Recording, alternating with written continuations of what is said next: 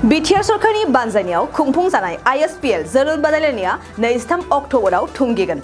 BTR सरकारनि बानजायनायाव खुंफुं जानाय ISPL season 1 जोलुर बादायलायनाया बोहैथि दाननि 23 अक्ट'बर खालारखालि क'क्राझार सहरनि सिङाव थानाय साइ गेलेग्रा फोथाराव गाजा गोमजायै खुंफुं जागोन।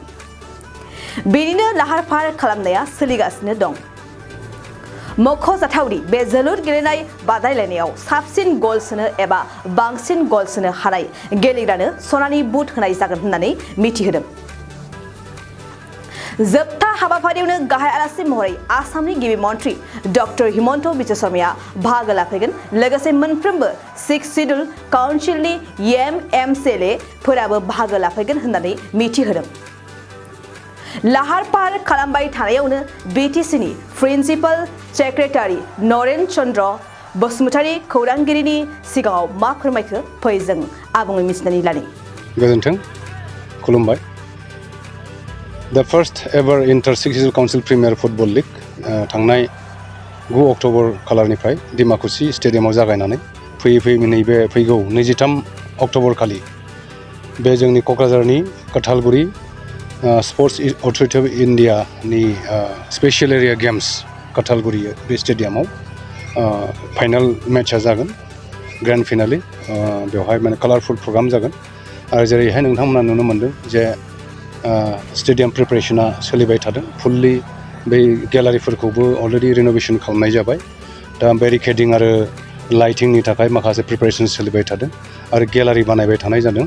माने गासिबो माने बिथिंथिं बे गेलारि कमप्लिट जायोब्ला आरो जोङो एकमडेट खालामनो हागोन अलमस्ट माने 15,000 स्पेक्टेटर्स। आरो नोंथांमोना नुनो मोन्दों जे फोथारा नै दा रलार मारिबाय थानाय माने नुनो मोन्दों। दा बे रलारनि गेजेरजों बे फोथारखौ स्मुथ खालामनानै साबसिन हामसिन गेलेनो हानाय मोनसे ग्राउन्ड खालामनो जों साखाफारा जाबाय थादों। उनथिं नोंथांमोना नुनो मोन्दों जे बे फ्लाड लाइट्स होनो थाखाय माने हाइ राइस माने जों पस्ट बानायदों औवाजोंनो। बेवहाय माने 7टा बेबायदि जोङो पस्ट रेज खालामदों आरो बेवहाय फुल्लि बेवहाय लाइटेन खालामनो थाखाय स्टेडियामखौ गोजों नुहोनो थाखाय आरो मोनानि समाव गेलेनो हानायनि थाखाय खाबु खालामनो बे गासै प्रिपारेसन्सखौ खालामबाय थानाय जादों। आरो सानसे साननैनि गेजेराव बे फुल्लि रेडि जासिगोन। दिनै अलमस्ट माने गासिबो स्ट्राक्चारफोर बानायनायफ्रा सोलिबाय थादों आरो फाइनाल माने टाचनि फारसे आवगायदों आरो। बेसेबांसो मानसिया बेयाव जिरायनो हानायनि केपासिटिखौ जोङो नैबे गेलारियावहाय अलरेडि जिथुनाखि ग्रेन्ड स्टेन्ड बेवहाय 3,000 जिरायनो हायो। बिनि बारा जिरायनो हागोन। एबार बेखौ गोदानै खालामनाय जादों। बेहाय 5,000सो जायोब्ला आरो 5,000 जों चेयार लाबोगोन। बेनिफ्राय गेलारियावबो बिदिनो एनादार 5,000 to 6,000 बिदि जिरायनो हागोन। जोङो 12निफ्राय 15,000 नायग्राफोरखौ जोङो बेवहाय एकमडेट खालामनो हानायनि थाखाय जोङो बे खाबुखौ सुबिदाखौ जों बानायबाय थादों। आलासि महरै जोंनि आसामनि गिबि मन्त्रि डक्टर हिमन्त बिश्व शर्मा बिथाङा गाहाय आलासि हिसाबै बाहागो लाफैगोन आरो बिथांजों लोगोसे आसामनि केबिनेट मन्त्रि फैगोन माखासे माने। बेनिफ्राय गुबुन 6 सिडुल काउन्सिल्सनि चिफ एक्जिकिउटिभ मेम्बार आरो बिथांमोननि एक्जिकिउटिभ मेम्बार आरो अफिसियेल्सफोर फैगोन। बेनिफ्राय अल इन्डिया फुटबल फेडारेसननि मानगोनां प्रेसिडेन्ट कैलान चौबे बिथाङाबो स्पेसियेल गेस्ट हिसाबै बेवहाय नुजाफैगोन। Already consent हरखाबाय।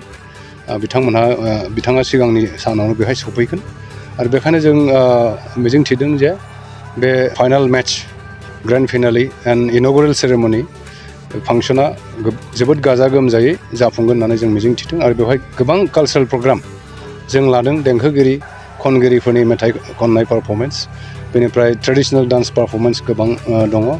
आरो मख'नो गोनां खौराङा बे जे बेवहाय 500 बर' आइजो सिख्लाफ्रा हिन्जावसाफ्रा बेवहाय मोसागोन। बे मोनसे गिदिर दिन्थिफुंनाय आरो बेजों लोगोसे 100 खाम दामगिरिफ्रा बेवहाय खाम दामनाय दिन्थिफुंनाय बाहागो लागोन।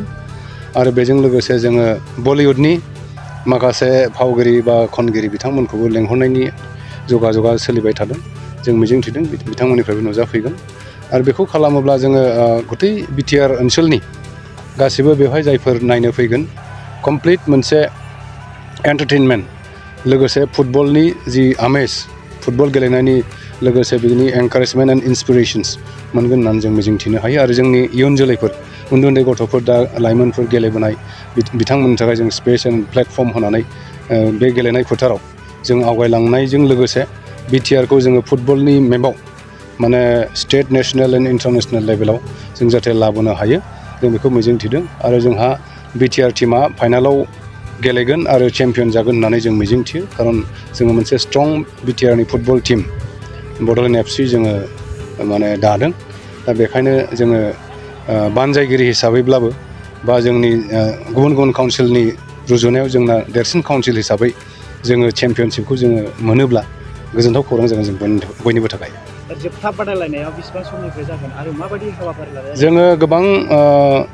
हारिमु जिहेतु मोसाग्लांनाय दिन्थिफुंनाय हाबाफारि लानो 2 बाजिनिफ्राय जों स्टार्ट खालामगोन actual kick of match kick अफआ माने 6:15 जागोन बेनि सिगां गासिबो माने दिन्थिफुंनाय आरिनाय आरो गोबां आलासिफोरखौ बानजायनाय आरो मान बावनाय बे खामानिफ्रा जागोन आरो गोबां आलासिफोरनि बिबुंथि बेवहाय थागोन आरो बयबो खौसे जौसेयै बेवहाय गोजोननि जोङो बेलुन बिरहोनाय बे हाबाफारिबो दङ राननाया माने मेट्च जोबनायनि उनावनो लोगो लोगो जागोन बेवहाय मानगोनां गिबि मन्थ्रि बिथाङानो बान्थाखौ बिलाइगोन होननानै जोंनो खोथा होदों आरो गिबि बान्थाया 3 लाख रां चेम्पियनशिप टीमनि थाखाय लोगोसे ट्रफि नैथि बान्थाया 2 लाख रां लोगोसे ट्रफि थामथि बान्थाया थार्ड प्लेसनि थाखाय 1 लाख रां विथ ट्रफि बेनि अनगायैबो जाय बेस्ट प्लेयार मैन अफ द मैच बेनि थाखाय 25,000 रां आरो ट्रफि बेनिफ्राय बेस्ट गोल स्करार गल्डेन बुट बेनि थाखाय 25,000 रां बेस्ट गोल स्करार गल्डेन बुट बेनि थाखाय 25,000 रां विथ ट्रफि बेफोरखौ होनाय जागोन आरो जेसेबां गेलेगिरिफोर टीमफोर बेवहाय बाहागो लाफैदों बिथांमोननो बयनोबो जोङो गांफा फोरमान बिलाइ बे गेलेनायनि आरो बेवहाय पार्टिसिपेट खालामनायनि फोरमान बिलाइ जों हरदों आरो बे 6 schedule council premier football Liga एबारनिफ्राय जागायनानै माने बियो बोसोरफ्रामबो सोलिबाय थागोन फैगौ बोसोरफ्राव हयथ' शिलं बा आगरतलाफ्राव जानो हागौ बा गुबुन काउन्सिला जाय हस्ट खालामो बेखौनो जोङो रायलायलायनानै डिसिसन लानानै माने सोलिलांबाय थागोन बे जोबथा ISPL बादायलायनायाव रायजो-राजाफोरनिफ्राय मोजां अनसायनाय मोनगोन होननानै सारा जों फुल्लि आसाबादि जे स्पर्ट्सआव खुनु मोनसे माने डिसक्रिमिनेसन बा गुबुन गावजों गाव एना एनि सानलायनाय थानो नाङा स्पर्ट्सआ जाहैबाय इउनिभार्सेल मोनसे बयनिबो मोजां मोनजानाय मोनसे गेलेनाय आरो बिसेसकै फुटबल मोजां मोनै खुनु सुबुं गैया जे बेखायनो जों मिजिंथिदों जे बयबो लैहोर फैनांगौ बाहागो लाफैनांगौ खारन बे गेलेनायनि गेजेरजों जोङो माने गावनि देहा गोग्गो लाखिनायनि अनगायैबो जे कमिउनिटि हेल्थ आरो बिनि माने गुड फ्रेन्डशिप ब्रादारहुड आरो माने गुडविल जों मेसेज जों हरनो हायो जोलुर मोजां मोनग्राफोरनि थाखाय गोजोनथाव खौरां गिबि खेबनि थाखाय बिटिआर हालामाव 7थि खेब ISPL आ खुंफुंजागोन बिटिआर ओनसोलाव लाइमोनफोरखौ जोलुरनि फारसे गोसो बोहोनाय जोलुरखौ जौगाहोनायनि थांखिजों बिटिआर सरकारा बे बादायलायनायखौ खुंफुंनो थिरांथा लादों सा सानजा भारतनि 6 शिड्यूल ओनसोलाव थानाय 9 गेलेग्रा हानजाफोरनि गेजेराव बे बादायलायनाया जागोन बादायलायनाया फैगौ 9 अक्ट'बरनिफ्राय जागायनानै 23 अक्ट'बरसिम सोलिगोन अदालगुरिनि डिमाकुसि स्टेडियामनिफ्राय बादायलायनायखौ जागायजेनगोन बेबायदिनो बे जोलुर बादायलायनाया बिटिआरनि 4 जिल्लायाव खुंफुंजागोन आरो जोबथा बादायलायनाया क'क्राझार जिल्लानि सिङाव थानाय थिथागुरिनि साइसाक सेन्टाराव खुंफुंजागोन बादायलायनायाव देरहासार जानाया ट्रफिजों लोगोसे 3 लाख रां सेथि रानार्स आपआ ट्रफिजों लोगोसे 2 लाख रां आरो थामथि रानार्स आपआ ट्रफिजों लोगोसे 1 लाख रां मोनफुंनो हागोन बादायलायनायाव 6 शिड्यूल ओनसोलाव थानाय 9 काउन्सिलफोरनिफ्राय बाहागो लाफैगोन फारि बायदियै Tripura tribal areas autonomous council Khasi hills district autonomous council Jaintis Hill District Autonomous Council, Garo Hills District Autonomous Council, Lai Autonomous Council, Mara Autonomous District Council, Sakama District Autonomous Council, Karbi Anglong Autonomous Council, Dimasa Hasau Autonomous Council, Bogland Territorial Region.